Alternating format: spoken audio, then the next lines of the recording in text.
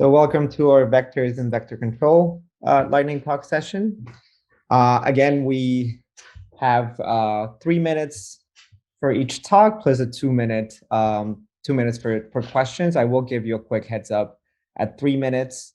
And yeah, so I will be controlling the slides. Basically, I will move on to the next one once we're done. And hopefully all of our speakers have joined. And we are going to start with Mahdiyeh Bihgham from Johns Hopkins Bloomberg School of Public Health in the US. And I hope you're with us. Yes, I am. Okay. Okay, can I start? Yes, you can start. Okay. Hi, everyone. Today, I would like to talk about field deployable RT-PCR tool for mosquito insecticide resistance. Molecular assays require transporting of collected mosquitoes from the field to centralized laboratories. There is a major limiting step for transforming that can even lead to months-long delay in obtaining information. That's why we are developing a qPCR field molecular diagnostic system to survey insecticide resistance at field conditions. Here, just I showed the field sample collection. Our colleagues, they sent these pictures to us from Cameroon. After that, I was using different protocols for having good quality of DNA. But the third part, portable B-Cube qPCR system, this B-Cube qPCR system can connect it to laptop, cell phone, iPad, and it can work in the field with the help of portable solar generator. In this project, we specifically focus on the Anopheles gambia knockdown resistance genes, 5 genes and 8 mutations. And in this project, I was using HRM for high resolution melting care strategy. It is a sensitive method to detect sequence variation without sequencing. I designed multiple primer pairs for the different SNPs, single nucleotide polymorphisms, and discrimination of SNPs is detected by CT values and melting curve. Here you can see at the last part. Just I mentioned about some of my SNPs. Here, there are some mutations that happens because of using a lot of pyrethroids insecticides in the field. In the first part, you can see in my kill samples, in my wild type samples, I have CT of 37, but in the resistance population, I have the CT is different and changed to 33. Here I had a mistake. I should write the population, the resistance population, but I mentioned kill. Another example is acetylcholine esterase mutation, and as you can see in my Few minutes. Done. Okay, I'm ready to answer the questions. Okay, so if we have any questions, you can please post them to the chat.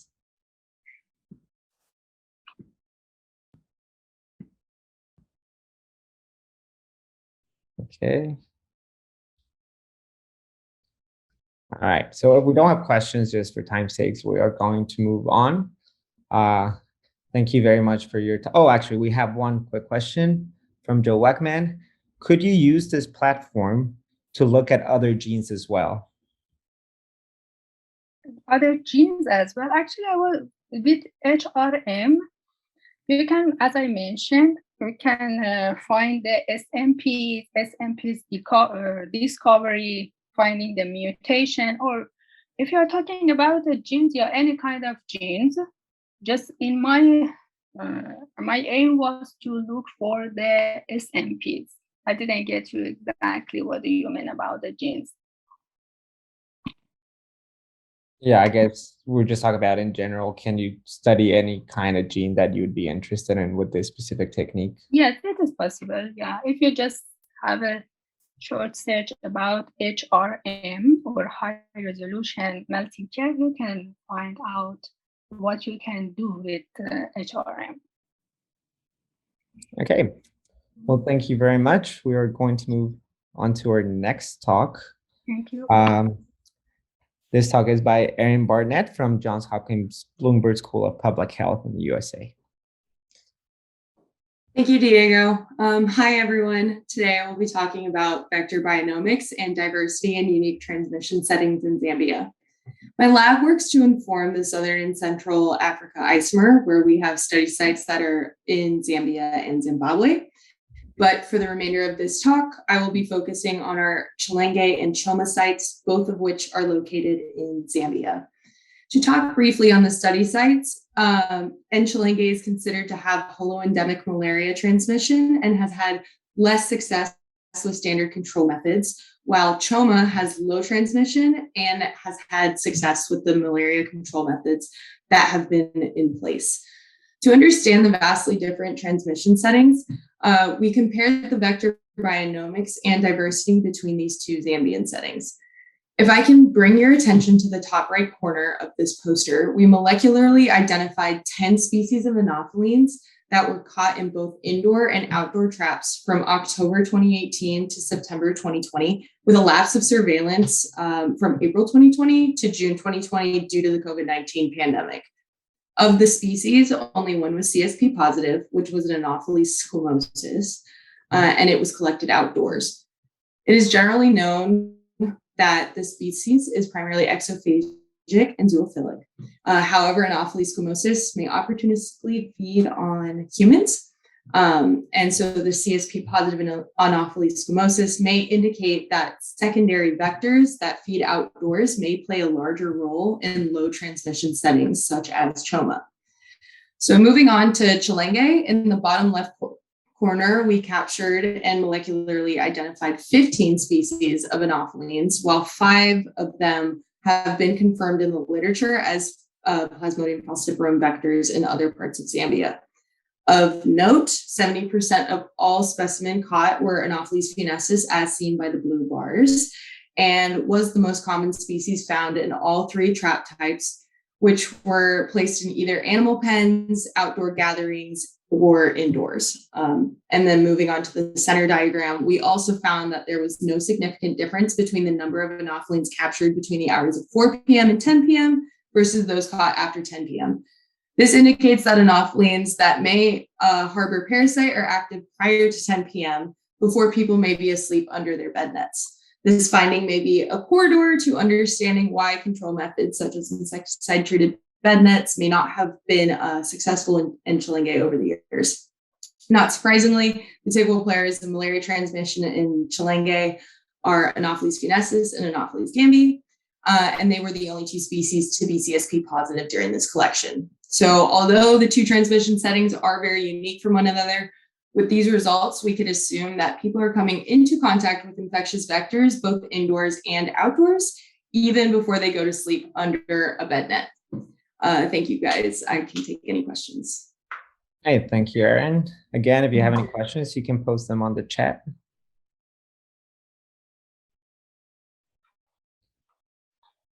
I have a quick question on how you characterize or how you identify these species. You said it was all molecular characterization, or did you also use some visual or We morph ID'd as well. Okay. Yeah. And how different are the results? So yeah, do you have any discrepancies on characterizing them visually versus molecularly? Yeah, I do not have the exact percentages between the morphological IDs versus the molecular IDs, but there are some discrepancies between the two. All right. I guess in terms of time or how long it takes to do each I guess molecular is much faster, or do you find that in terms of how long it would take you to do either? They're both similar. I would personally say that molecular ID is faster, but it depends if, we had a good DNA extraction to go through that process. All right. We have a quick question from Joe Wagman. He says, nearby in Nchelenge District, Western Province, the ATSB team has also discovered a few PF plus Anopheles squamosus specimens, even though the HPI was less than 0.1. I guess that's more a comment from Joe. All right, so we can move on to our next speaker, which is Rebecca Rosenberg from Johns Hopkins University Wooding School of Engineering. Yes. Hi, everybody. So good afternoon. My name is Rebecca Rosenberg, and I'm the project lead for VectorTam at the Johns Hopkins Center for Bioengineering, Innovation, and Design. Vector surveillance is the process of analyzing the population characteristics of mosquitoes in an area in order to make informed decisions toward elimination of vector-borne diseases such as malaria. To begin the process, mosquito specimens are collected at rural sentinel sites across a country using techniques such as CDC light traps, human landing catches, and spray catches. These sites are often sparsely distributed across a target geography, but due to resource constraints, are often treated as representative of much larger areas.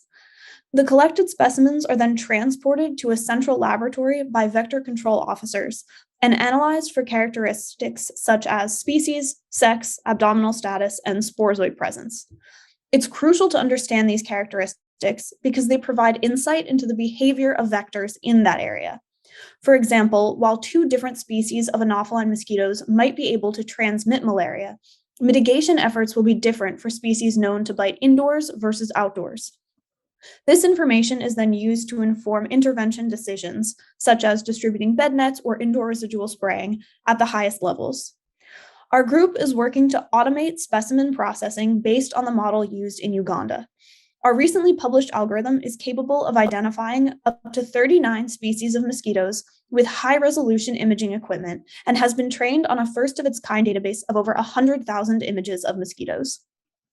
With this work as a proof of concept, our team has since developed 3 algorithms to determine species, sex, and abdominal status that can be run without internet on locally available smartphones and requires only low-cost imaging equipment. This system, a low-cost, high-throughput entomologist in your pocket, will allow minimally trained workers to take a single image of a mosquito specimen, which will then be processed through our algorithms to make determinations of species, sex, and abdominal status, as a trained field entomologist would. Our team recently returned from Uganda and Zambia, where we performed a formative usability study of 5 different versions of our hardware prototype in collaboration with Malaria Research Trust and Makerere University. We worked with a total of 8 trained vector control officers and 37 community health workers to assess trade-offs in throughput, training time, and ease of use. Our goal is to optimize the system for use by community health workers at the village level to enable increased spatial and temporal vector surveillance efforts and provide decision makers with high-resolution information. We plan to synthesize this feedback and create a beta prototype that will go on to be used in a pilot study across districts in Uganda to determine field sensitivity and specificity of the technology. And I will now take any questions. Thank you, Rebecca. That was very interesting. Again, if we have any questions, you can please post them to the chat.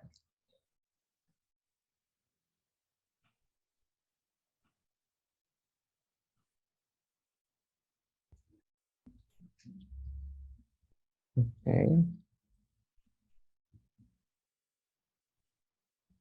We do have a question. Do the specimens still have to be in good shape?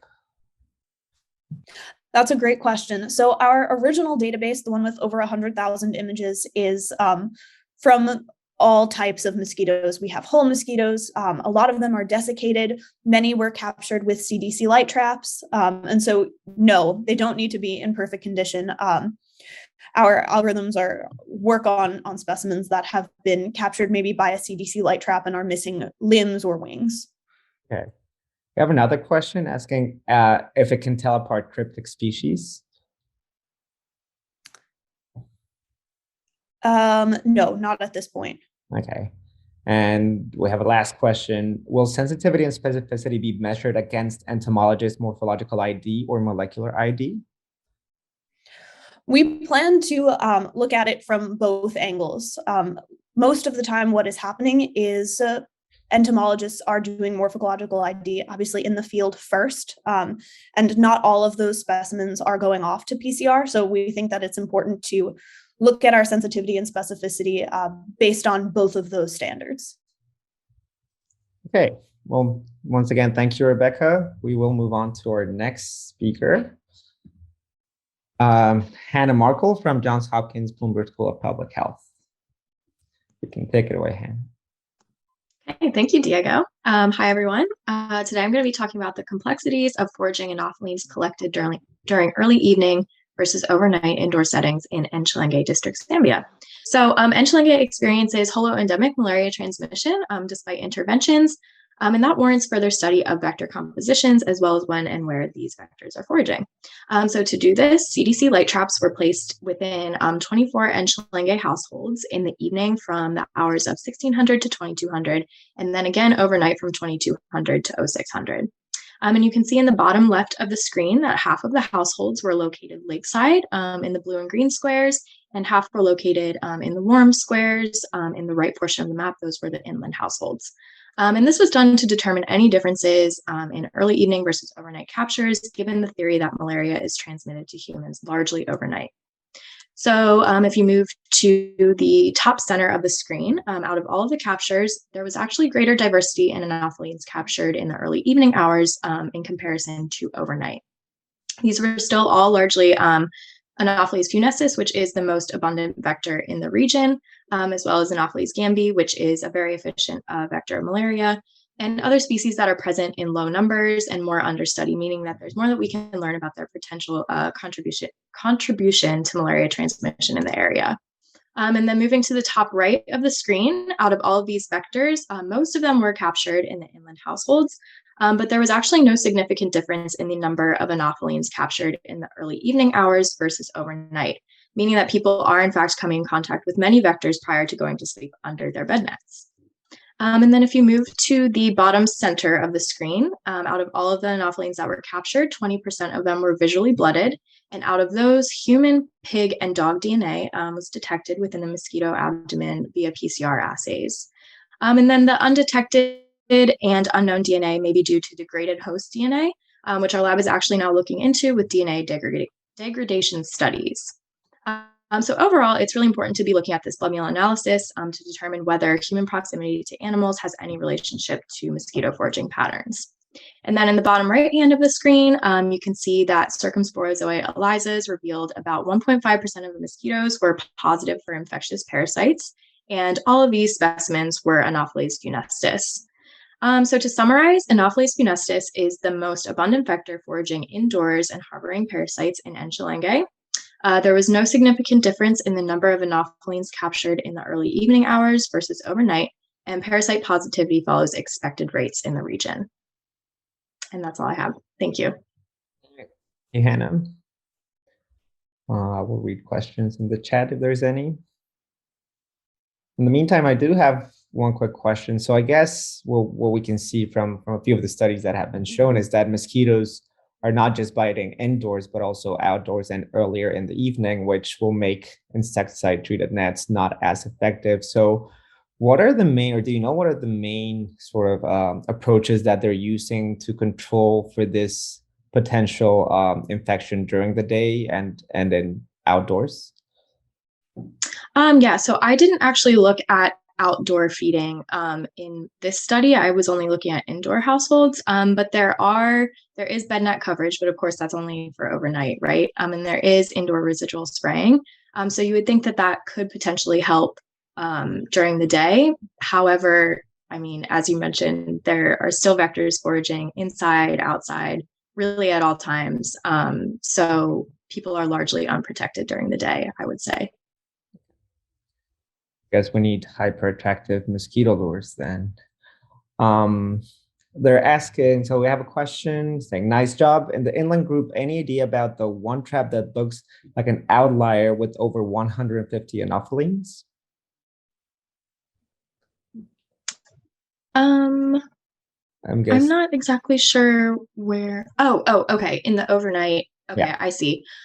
Yeah. So another thing that I did look at, which I didn't talk about today, but I looked at different household structures, and how that could have risk to the number of anophelines foraging indoors. And we found that some of these households that had a lot more mosquitoes actually had, they were made of more natural materials, or they're, say, for example, the roof was made of grass instead of metal. And so you can imagine that these types of structures can allow for more mosquitoes foraging indoors.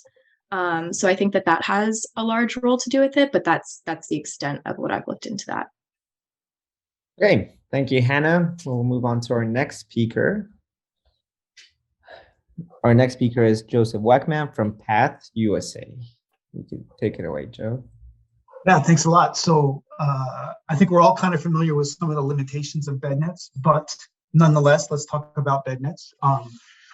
Still, to this day, ITNs are still the best malaria prevention tool available. And so I think most of us are familiar with the statistic that since about the year 2000, the large-scale distribution and broad uptake of ITNs has been associated with the several hundred million cases of malaria averted. So it's been tremendously successful, but the sustained success of ITNs is threatened by a whole host of reasons. One of the scariest of which is insecticide resistance. And if we're talking about ITNs, we're talking specifically most of the time about pyrethroid resistance in mosquitoes in Africa. And so to help combat that problem, the next generation of ITNs are now available. And this includes dual active ingredient ITNs that contain more than one class of insecticide. So a pyrethroid molecule plus a different molecule. Two good examples are on the poster there. There's the alpha-cypermethrin plus chlorphenapyr net. Interceptor G2 is the first to market on that. And another one is the alpha-cypermethrin plus pyriproxyfen net, or a good example was the Royal Guard net. We do know that these new nets are more effective at killing pyrethroid-resistant mosquitoes, but they're more expensive. And so the marketplace is still emerging. And not only are they more expensive, but the degree to which that extra mosquito killing translates into improved malaria protection is still uncertain. And so there's a volatile marketplace for these new nets. And to help address that problem, the New Nets Project, which is funded by the Global Fund and UNITAID, has helped to procure more than 35 million next generation ITN nets since 2019. And they have been distributed across Africa, but in 4 New Net partner countries, there are ongoing pilot evaluations that are using enhanced routine surveillance, both disease surveillance and mosquito surveillance, to help measure the comparative effectiveness of these new ITNs compared to the old standard ITNs. And you can see by the map that these pilot evaluations are ongoing across a range of transmission settings.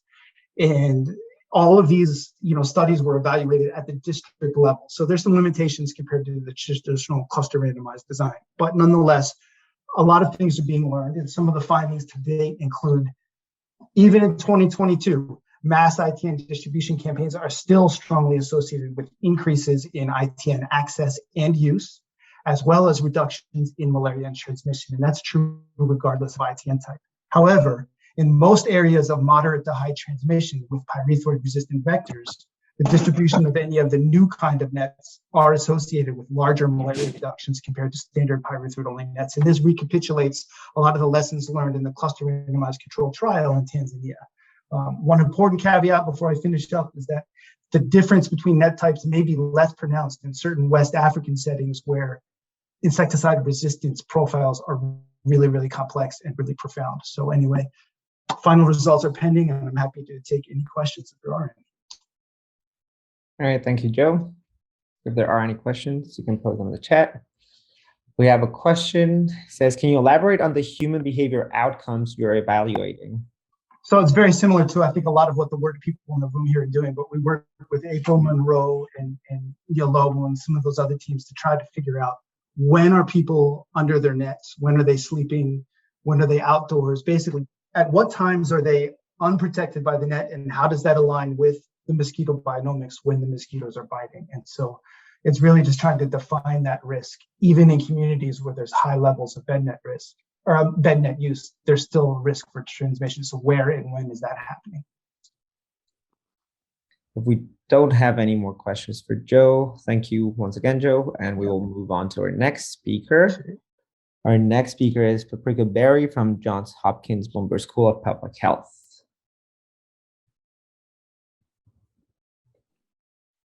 Hi. So the title of my presentation is Entomological Risk and Resistance Profiles of Anophelines in Nchelenge District, Zambia, 2021. Nchelenge District, Zambia is located in northern Zambia on a lake with many inland streams. Nchelenge has stable malaria transmission. At the bottom left, we have pictures of Anopheles gambiae and Anopheles funestus, which are the major vectors of malaria. Both are endophagic and endophilic. In the middle column, indoor residual spraying and insecticide-treated nets are interventions focused on targeting the behaviors of the vector to reduce malaria transmission. However, this is not the case. There has been an increase in malaria prevalence in children under age 6 in recent years. And on average, there is a 70% prevalence of malaria in children under 17 years old in Nchelenge. So even with the use of these interventions, we are still seeing steady malaria transmission. One of the reasons is possibly due to mutations of genes and mosquito vectors that confer resistance to pyrethroids, which include knockdown resistance, KDR, which is found in Anopheles gambiae, and GST epsilon 2 in Anopheles funestus. On the far right, allele-specific PCR is used to identify these pyrethroid-resistant genes using 2 primers that match the mutations and a mismatched nucleotide added in the third nucleotide from the third prime end of each inner primer to enhance specificity. Previously, we have identified mutations in GSTE2 and Nchelenge with funestus captured only during the breeding season. However, it is possible that mutations are also present during the dry season.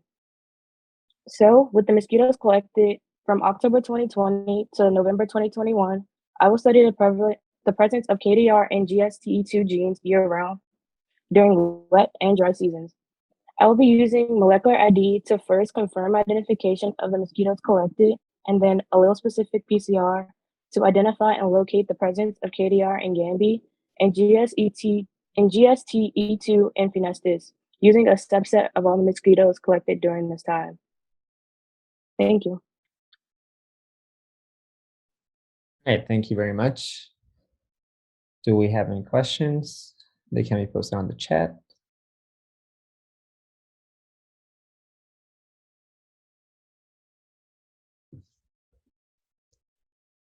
Okay. We don't have any questions. For time purposes, we will move on to our next talk. Thank you very much. Our next speaker is Fiona Kinya from the International Center of Insect Physiology and Ecology, Kenya. Hello, everyone. I would first like to start by thanking you for giving me the opportunity to present our work on malaria. So as most of us here already know, malaria is one of the most important infectious diseases that affects humans globally. In Kenya, the national malaria prevalence rate is at 6% according to the most recent reports. As you can see on the first map, malaria burden is not homogeneous in Kenya. Most data on entomological risk actually come from the highly lake endemic and coastal endemic areas. This has therefore limited our knowledge on the low-risk areas, including dryland ecosystem, which are highly prone to malaria because they've been previously implicated with malaria outbreaks. Therefore, our study focused on outdoor malaria transmission, which is a major contributor to residual malaria transmission in 3 dryland ecosystems, namely Baringo, Kajiado, and Kilifi. From our analysis, we were able to see high representation of Anopheles longipalpis C, which is a lesser known species. It was associated with a Plasmodium falciparum rate of more than 5%. We further uncovered at least 6 cryptic species, most of which were found to harbor the Plasmodium falciparum sporozoite with an infection rate of more than 7%. In the funestus group, we were also able to identify Anopheles rivulorum, and Anopheles funestus SS, though they were in low numbers. We further went ahead to screen our mosquitoes for GSTE mutation, which confers metabolic resistance to DDT and pyrethroids. And for the very first time, we were able to detect this mutation in Anopheles longipalpisi, as previously they are mostly detected in Anopheles funestus SS. Thank you.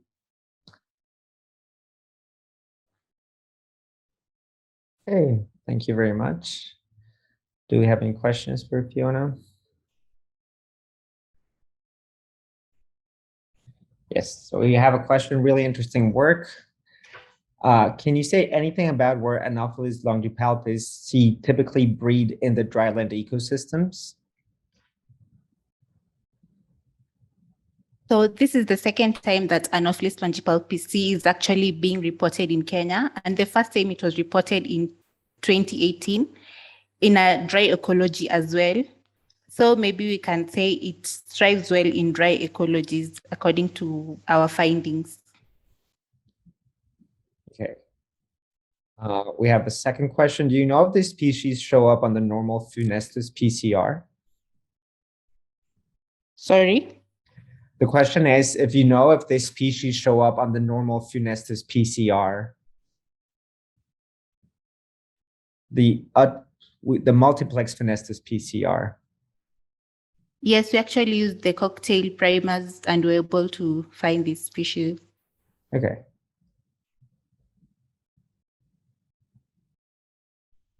Okay, if we don't have more questions, thank you, Fiona. We'll move on to our next speaker. Our next speaker is Jewell Brey from Tech in the USA. Hi, everyone. Thanks for the opportunity to speak today. My name is Jewell Brey. I'm head of research and development at Tech, which is a Baltimore-based startup that's spun out from Johns Hopkins. And today I'm very excited to speak to you about our IDX tool, which is shown on the right of this slide, and allows for automated species identification, counting, and digitization of mosquitoes for vector surveillance. So the goal of this device is to be given to community health workers or technicians to equip them with reliable species identification capabilities that would normally require significant training. So let me direct your attention to the images at the bottom of the slide to show you how the device works. So first, specimens are loaded into a custom tray. There's 24 wells per tray. And then this tray is inserted into the device as shown in step 2. A web dashboard is used to direct the device to capture an image, and then the image is automatically displayed on the dashboard along with the species identifications, as you see on the bottom right-hand side of the screen. And at this point, you can add in other associated data, including trap site and collection date, and there's some other fields as well. So all data is saved on the website and can be reviewed at any point. There's also a data download feature. So data can be aggregated and filtered and downloaded as a CSV file, and then easily integrated into existing data visualization platforms if you're interested. So the core of our technology, the species identification algorithm, is a deep learning convolutional neural network, similar to technology Facebook uses for their facial recognition algorithms. And the algorithm currently deployed on the device has been trained to recognize 16 species, which are listed at the bottom of the slide. And internal testing shows our device to perform at an average accuracy of 97% across those 16 species. So these types of algorithms, otherwise known as CNNs, are very data hungry. And by that, I mean that they require a large database of images to be trained. So we found that adding a new species to the algorithm for our IDX device requires a minimum of 100 specimens to be imaged. So the scatter plot on this slide here shows you how we got this number. Each point represents a different species. The x-axis is the number of specimens imaged of that species, and y-axis is accuracy. So you can see as more specimens are imaged, the accuracy goes up. The dark gray vertical line there marks 100 species. So you can see right of this line, we see the accuracies level out at the 90 to 99% accuracy range. Currently, malaria vector species are not included on a device as we are looking for partners who can contribute Anopheles species data. But in previous work, our team has published research on a different data set of images not imaged with this device that show high accuracy classification. So showed 99% accuracy with Nestis and 90% accuracy with Gambier. But translation from this work to IDX is ongoing, and we'd love to chat more if you or an organization you know is interested in working with a prototype or contributing Anopheles image data. Thanks so much, and my email is listed at the bottom of the slide. All right, thank you, Jewell. I'm sure you will get a lot of people interested in collaborating with some Anopheles data. So do we have any questions? I do have a question similar to what was asked before. So how much does the integrity of the mosquito affect the classification that you get? Yeah, so all the mosquitoes in our database were collected from a variety of traps, including fan traps. So some mosquitoes have lost wings and heads. So the accuracy numbers here are from that whole data set. And so we don't see much. There might be a slight difference if you are inputting a more damaged specimen, but we still see pretty high accuracy with those specimens. Okay, we have a question for both Rebecca or Jewell. What are the key differences between both systems that were presented, and have VectorChem and VecTech collaborated? So Rebecca can answer this as well, but I actually did my master's at the same program as Rebecca was representing earlier. So our work comes from similar places. But I can speak to our IDX device. So this is a tabletop lab device, slightly different from Rebecca's work, which I believe uses a phone. Rebecca, you can confirm that. Yes, that's correct. So we went this route because essentially having our device here really standardizes the imaging environment, which allowed us to add more species with less data. But there's definitely advantages of the cell phone too, which Rebecca, you can delve into.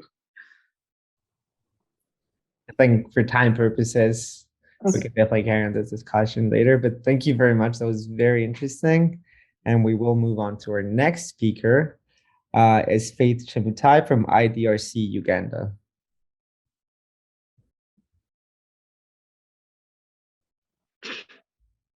Hi everyone, I'm Faith from Kenya. I did my research in Uganda. This research was based on two districts, that is Tororo and Busia, which are known to be hotspots of malaria. And then Tororo is using two approaches, that is lanes and IRS, while Busia is using only lanes. So this is where rare larvae is.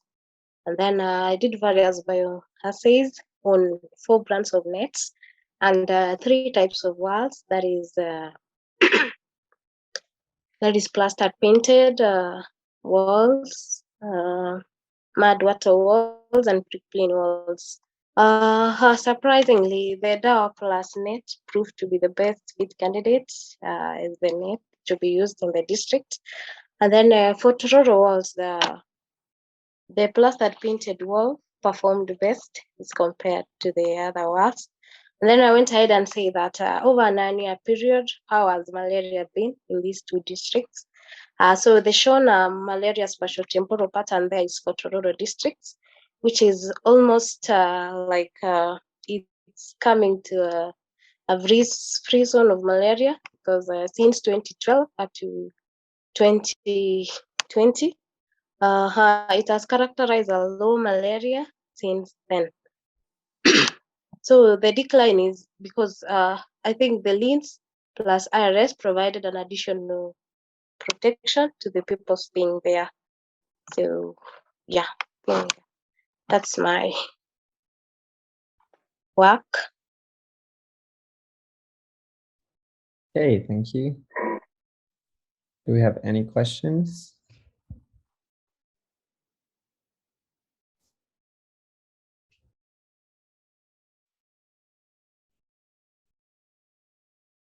Okay, well, since we're running a bit behind in time, we will move on. Thank you very much for your talk. Oh, wait. We have one quick question. It says, I'm sorry if I missed it, but what are we looking at in the figure on the bottom right? So can you expand on the figure on the bottom right, please? Okay, this is spatial and temporal patterns for malaria over a 9-year period in the Tororo district, which is using LIMS and IRS. So the red color, as you see, is the hotspot. It's regarded as the hotspot where malaria is still high in the region. And the other areas is where there is the minimal or almost no malaria. Thank you. Are there more questions?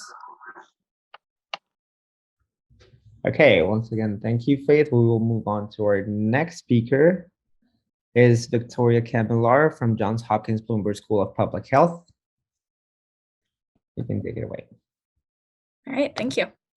So this study aimed to examine risk factors associated with malaria transmission risk measured by entomological data in Mapanza, Choma District, Zambia.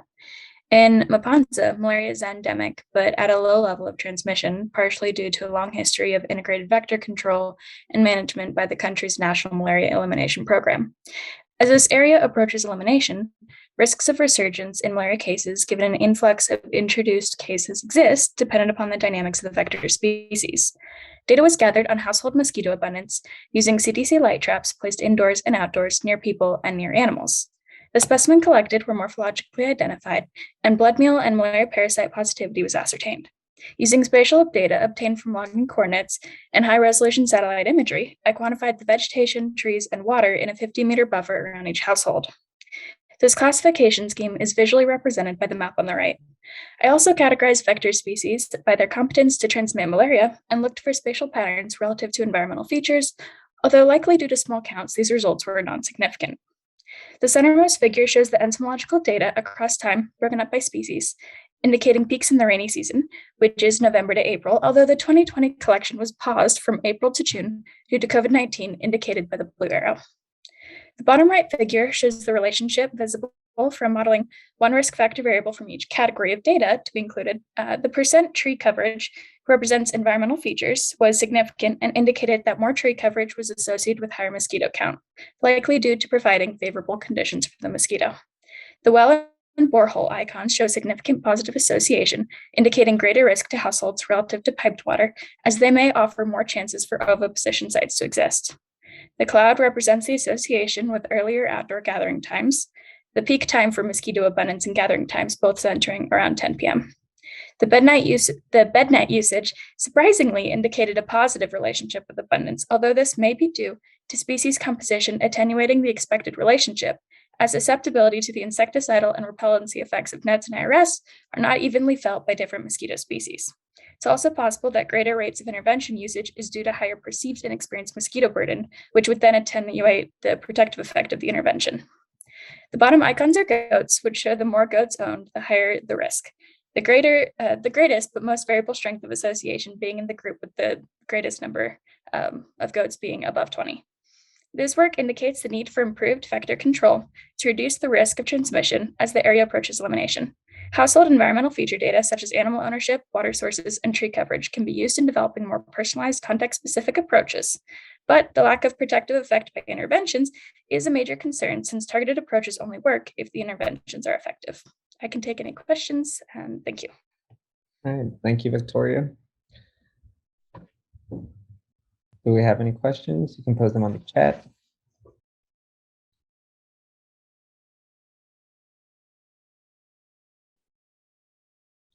Okay, we have a question. What is the x-axis of your Biddle graph? So that is time, and it would be starting with, it'll be starting in October of 2018, going to the right for September 2020. And that little arrow indicates our pause in collection in April to June of 2020.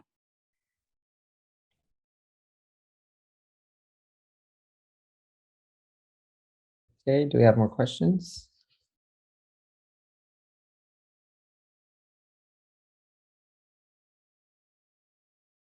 I have a quick question. So whenever you get a peak, how does that correlate with the rainy season? Does the peak usually happen a bit after the rainy season, in the middle of it, or? Yes, so there is a slight shift. It's a 1 month lag from the start of the rainy season until the greatest peak, or the start of the main part of the peak. Okay. Which is usually, which month would be that where you get those peaks? So the peak is around March. The rainy season is from January to May. And then that peak that we see on the left side is in March. Okay. And you would see the continuation of the curve on the right, but that was when we had a pause in collection. All right. Well, thank you, Victoria. If we don't have more questions, we will move on to our last speaker of the session. Is Ryan Carney from University of South Florida. Great, thanks, Diego. Can you hear me all right? Yes, we can hear you. All right, cool. Well, today I'll be sharing information about our free web-based tools for mosquito control professionals and citizen scientists around the world. So these tools include mapping citizen science observations of mosquitoes, shown on the left, and analyzing smartphone photos of adult or larval mosquitoes, shown on the right. Now, early and accurate surveillance is critical for the detection and eradication of the deadly and invasive urban malaria vector Anopheles stevensii, which, if left unchecked in Africa, is estimated to put an additional 126 million people at risk. Unlike other malaria vectors that use natural breeding sites, stevensii thrives in artificial containers, making it better suited to urban environments. Thus, unlike other vectors that are often sampled using adult collection methods, larval surveillance is the best tool for stevensii. However, one critical problem is that there are no sufficient larval keys for identifying stevensii from other anopheline species like Zambia. Therefore, to address these challenges, we have developed and deployed automated solutions using artificial intelligence algorithms that analyze smartphone images, thereby enabling training and scalable citizen surveillance that can transcend national borders. So the machine learning techniques were trained using tens of thousands of mosquito images taken at USF and CDC insectaries. Currently, we offer 4 tools on mosquitoid.org, including identifying stevensii mosquitoes in larval or adult form. Another tool classifies the adult gonotrophic stage, so unfed, fed, semi-gravid, and gravid, which is useful for determining age or critical need in mosquito control. Another algorithm detects individual anatomical components of specimens along with an explainable AI heat map, which together have potential to inform future identification keys. I should also note that the larval photos require the use of an inexpensive 60x lens that clips onto your phone. These are inexpensive attachments available on Amazon for about $5 US. We also provide a tip sheet on our site to aid in larval photography. As shown on the left, we also provide an integrated GIS dashboard at mosquitocs.org. So this maps global mosquito observations from our 4 partner citizen science app platforms, Mosquito Alert, iNaturalist, and Globe Mosquito Habitat Mapper, and Land Cover, thus enabling a one-stop shop for integrating, viewing, and filtering citizen science observations of mosquitoes worldwide. By leveraging existing communities, we can further scale and target such surveillance efforts and ultimately integrate the AI tools for real-time identification of species such as stevensii. For a real-world example, at the bottom left are photos from a citizen science observation of an anopheline larva from a tire in Madagascar in 2020. Given that molecular identification was not possible, we ran this larval photo through our algorithms, which classified it as a male stevensii with high confidence. This is quite exciting because if this is indeed stevensii, this would be the very first evidence of this invasive species in Madagascar. In fact, given this very recent finding, the CDC is deploying surveillance personnel to this site to see if any stevensii can be found nearby. Beta versions of both dashboards will officially launch next month, and we will continue developing these free tools over the coming years of the project, adding more features and species. In the meantime, you can try out the alpha version of mosquitoid.org and sign up for future updates. You can also email me, ryancarney@usf.edu, if you would like access to the GIS dashboard at mosquitocs.org ahead of time, or if you have any questions, issues, or requests for future tools that would be useful for your future surveillance needs. Finally, we'd like to thank the National Science Foundation for funding, Dr. Sarah Zodi and the CDC, and the organizers and presenters of this wonderful conference. Thank you very much for your time and attention. Great. Thank you, Ryan. We do have a few questions. First question is, to what extent has this 6DX lens and technology been deployed? To what countries and to whom, meaning community workers, for example? Sure. So we sent 200 of these to Mashesha Balku in Ethiopia. We've sent some to Mauritius and Madagascar, which are on the way. I don't know if the Amazon package has arrived yet. What we did find is an amazon.co.uk will ship to Africa. Otherwise, you have to order them through Amazon, remove the batteries, and ship them that way. But again, they're about $5 each on either of those sites. And so we are in the process of doing that and are happy to provide, if there's interest, if people would like some of these, we can send them to whoever needs them. We have some funds to cover that. So please feel free to email me if you'd like some of those lenses yourself. We have another question asking if you are able to identify adult Anopheles stevensii without the clip-on lens. And Sure. Just to clarify, the clip-on lens is only for the larvae. Okay. So you can use a regular smartphone, take an image. You, in fact, don't even necessarily need to zoom in too far for the adults. The clip-on is just for the larva. Yeah. Okay. And we have a question: are the species verified by PCR? And is your system able to differentiate between sibling species? Yeah, so all of these training images for things like the larvae have been taken from the insectaries at USF and CDC. So we've used multiple strains of the different species, so Anopheles stevensii and Gambiae sensu stricto, and we are this summer going to be increasing the various species as well. So anything that we find in the field, of course, we will want to retain for PCR identification and validation of those predictions. But as far as training these algorithms, they are all from verified species as well as strains from the insectaries. Okay, we do have more questions for Ryan. Unfortunately, we are running out of time. So I would like to thank all of our speakers today, and I will forward these questions to you, Ryan, and who asked them, so you can message them directly if you're interested.